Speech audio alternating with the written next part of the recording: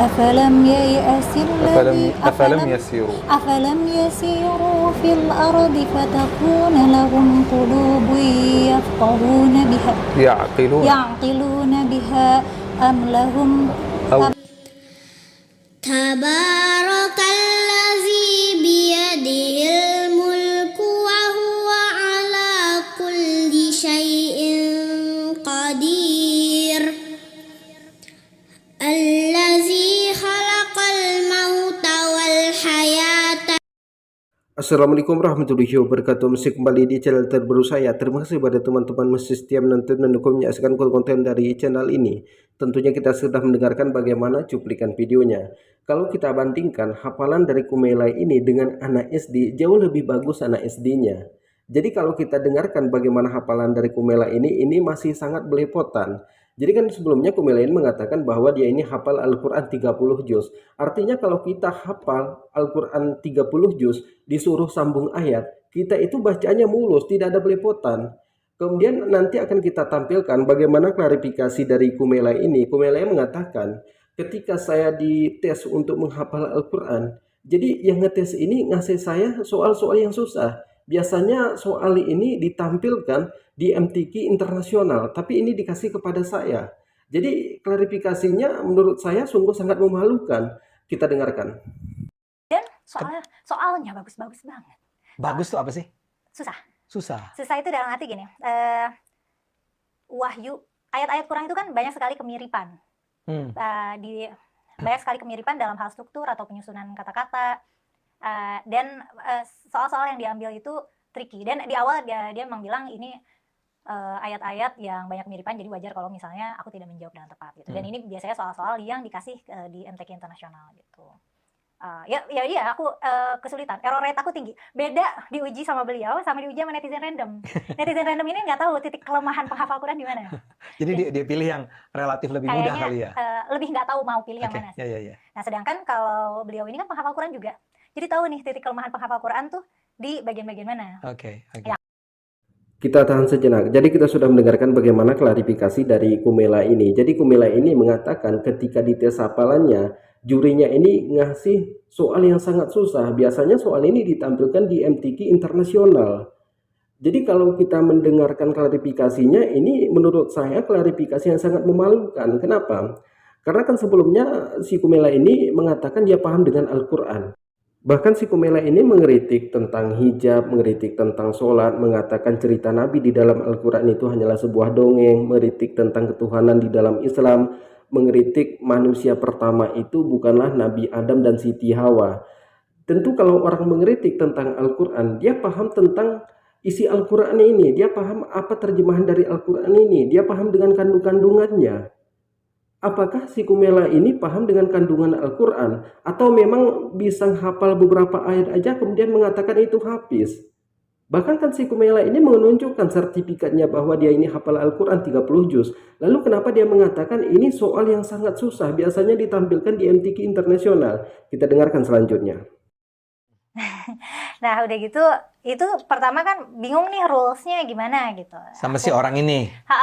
Udah gitu ini beneran serius. Sebenarnya kalau misalnya mau cancel tuh nggak apa-apa, aku nggak akan nagih.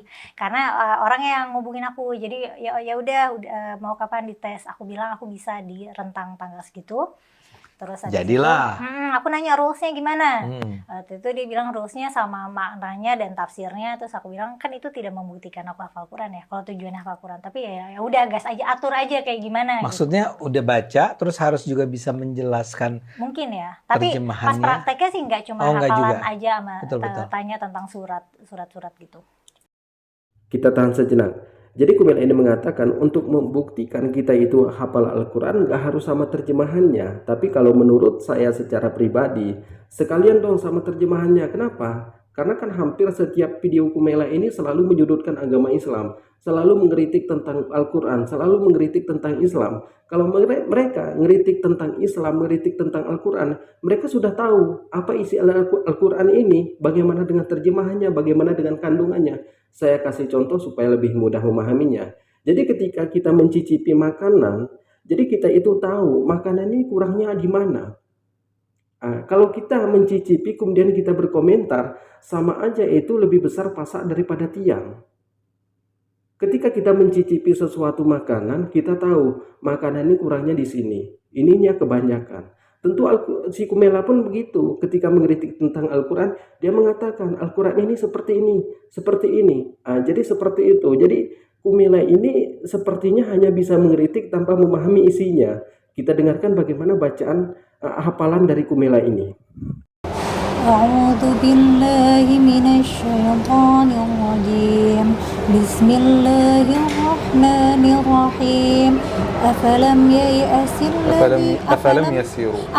yasiru fil ardi fatakuna lahum qulubun yafqahuna biha ya'qiluna biha am lahum أو آذان يسمعون بها.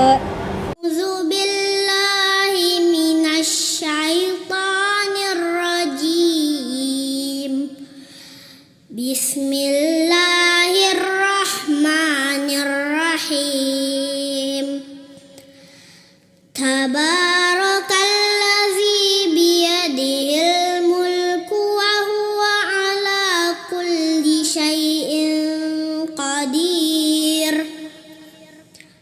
الذي خلق الموت والحياة ليبلوكم. Jadi kita sudah mendengarkan seperti apa hafalan dari Kumela ini. Jadi buat teman-teman sekalian di sini, saya tidak pernah membenci Kumela ini. Saya hanya menanggapi apa yang disampaikan oleh Kumela ini.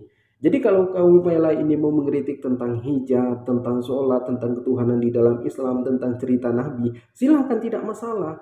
Tapi tampilkan ayatnya. Misalnya mengkritik tentang hijab, di ayat mana saja? Ada berapa ayat di dalam Al-Quran dia mengatakan tentang hijab? Ini diwajibkan apa enggak? Kenapa ini tidak boleh dipakai di zaman sekarang ini? Jelaskan pendapatnya. Jangan hanya menceritakan tentang hal-hal yang enggak benar. Kalau dia mengkritik tentang hijab silahkan, mengkritik tentang sholat silahkan, tapi tampilkan ayat Al-Qurannya. Ini menurut saya enggak masuk akal. Ini tentang hijab juga menurut saya enggak masuk akal, karena ayatnya seperti ini. Silahkan seperti itu, tapi ketika kita ngeritik, kita tahu dasarnya. Jangan hanya mengkritik saja, tapi dia tidak tahu dasarnya. Ketika disuruh sama terjemahannya, kan si Kumela ini mengatakan, membuktikan saya itu hafal Al-Quran kan tidak harus sama terjemahannya. Ini kan sudah aneh.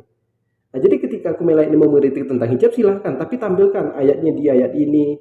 Ada berapa ayat di dalam Al-Quran itu yang menjadi dasar Kumela untuk mengkritiknya. Kalau kita mengkritik sesuatu nggak ada dasarnya, itu sama saja nol. Sama saja itu kosong. Nah, jadi kepada teman-teman di sini silahkan dibagikan videonya. Mungkin cukup sekian. Assalamualaikum warahmatullahi wabarakatuh.